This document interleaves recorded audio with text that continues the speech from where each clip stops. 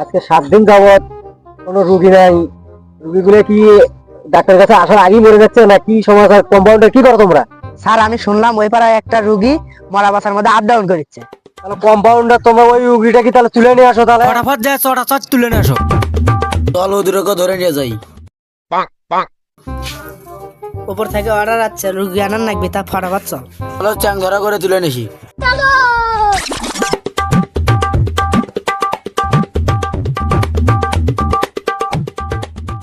এটা কি সেই রুগীর বাড়ি?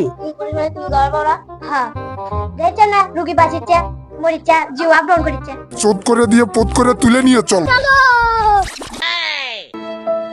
উমকা করেন না ওয়াসু।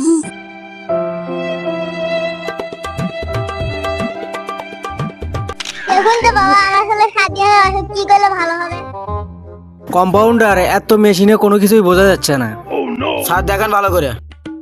থার্মোমিটারটা লাগে চোখটা পরীক্ষা করে নেই। এর লক্ষণ ভালো ঠেকতেছে না, এক করে দিয়ে পুত করে তোলার লাগবে। রুগী রেডি করো, আমি করাই অ্যান্টিবায়োটিক ডোজটা নিয়ে এসেছি।